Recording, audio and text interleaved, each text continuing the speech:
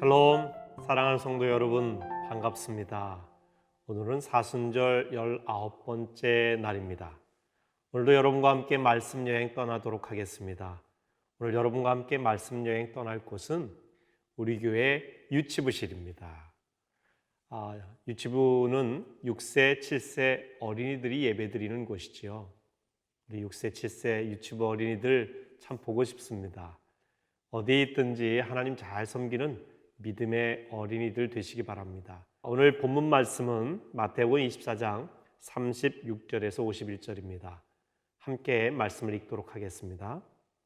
그러나 그날과 그때는 아무도 모르나니 하늘의 천사들도 아들도 모르고 오직 아버지만 아시느니라. 노아의 때와 같이 인자의 임함도 그러하리라. 홍수전에 노아가 방주에 들어가던 날까지 사람들이 먹고 마시고 장가들고 시집가고 있으면서 홍수가 나서 그들을 다 멸하기까지 깨닫지 못하였으니 인자의 임함도 이와 같으리라. 그때에 두 사람이 밭에 있음에 한 사람은 데려가고 한 사람은 버려둠을 당할 것이요 두 여자가 맷돌질을 하고 있음에 한 사람은 데려가고 한 사람은 버려둠을 당할 것이니라. 그러므로 깨어있으라. 어느 날이 너희 주가 임할는지 너희가 알지 못함이니라. 너희도 아는 바니 만일 집주인이 도둑이 어느 시각에 올 줄을 알았더라면 깨어있어 그 집을 뚫지 못하게 하였으리라. 이러므로 너희도 준비하고 있으라. 생각하지 않은 때에 인자가 오리라. 충성되고 지혜 있는 종이 되어 주인에게 그 집 사람들을 맡아 때를 따라 양식을 나눠줄 자가 누구냐. 주인이 올 때에 그 종이 이렇게 하는 것을 보면 그 종이 복이 있으리로다. 내가 진실로 너에게 이르노니 주인이 그의 모든 소유를 그에게 맡기리라. 만일 그 악한 종이 마음에 생각하기를 주인이 더디 오리라 하여 동료들을 때리며 술 친구들과 더불어 먹고 마시게 되면 생각지 않은 날 알지 못하는 시각에 그 종의 주인이 이르러 엄히 때리고 외식하는 자가 받는 벌에 처하리니 거기서 슬피 울며 이를 갈리라. 오늘 말씀의 제목은 깨어있기를 요청하시다입니다. 요즘 신천지를 비롯한 이단 때문에 교회도 힘들고 우리 한국 사회 전반이 어지럽습니다. 근데 여러분, 이단의 역사는요, 교회의 역사만큼 오래되었습니다.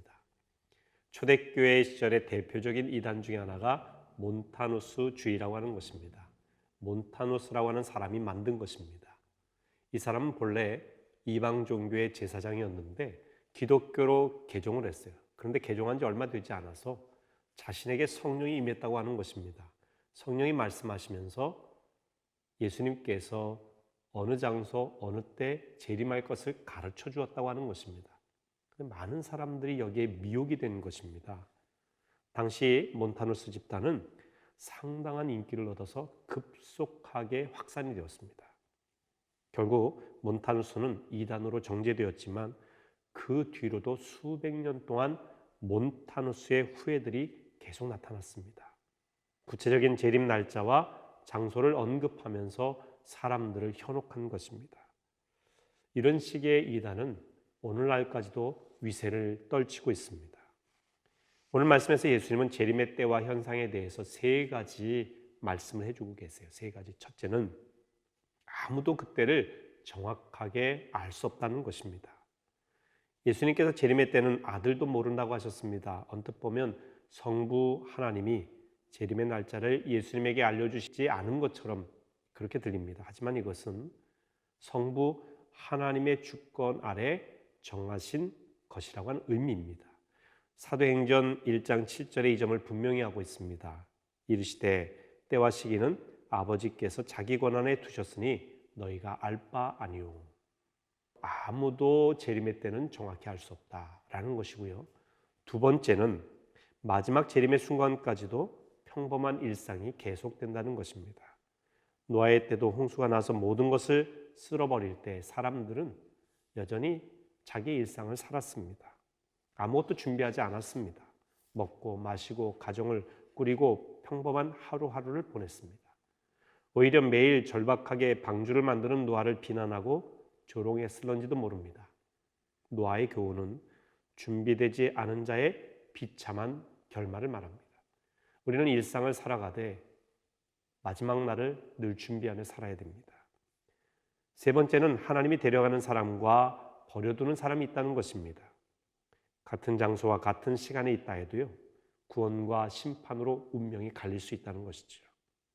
깨어있고 준비된 자에게는 재림이 구원의 때이지만 영적으로 죽어있는 사람에게는 멸망의 때가 됩니다. 이것은 오늘날에도 울림이 있는 경고입니다. 우리 역시 혼란스럽고 위험한 시기를 살고 있기 때문에 그렇습니다.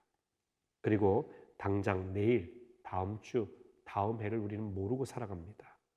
그것이 우리 인생입니다. 무엇을 어떻게 확실하게 이야기할 수 있겠습니까? 불확실성의 시대입니다. 하지만 확실한 분이 계시죠? 우리 주님이십니다. 주님은 반드시 오십니다.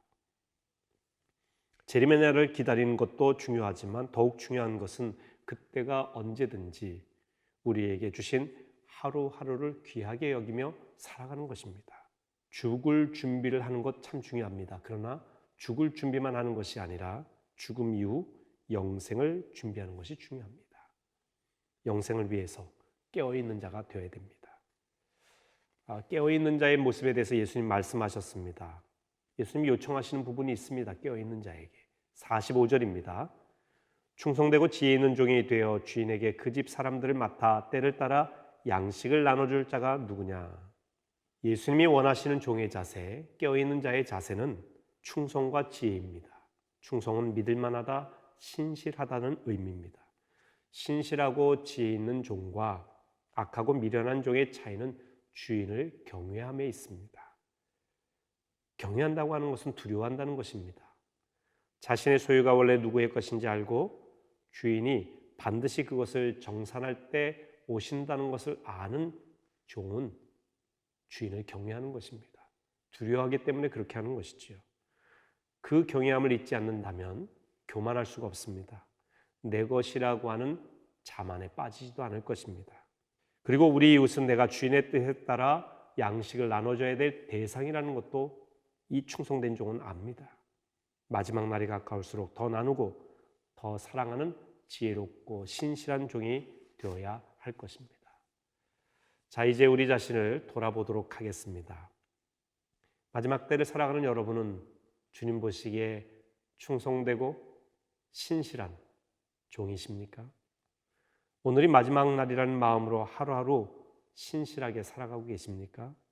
깨어있는 성도, 준비된 성도는 오늘이 마지막 날인 것처럼 신실하게 살아갑니다. 내게 주신 하나님의 뜻을 이루어드리며 이 땅에서도 하나님 나라를 늘 연습하며 살아갑니다. 주님의 뜻은 그날이 가까울수록 더 사랑하고 나누는 것입니다. 요즘 코로나19로 어려운 이 시기에 우리가 나눔을 실천해야 될 이유는 바로 그 모습이 주님이 원하시는 신실하고 지혜로운 종의 모습이기 때문에 그렇습니다.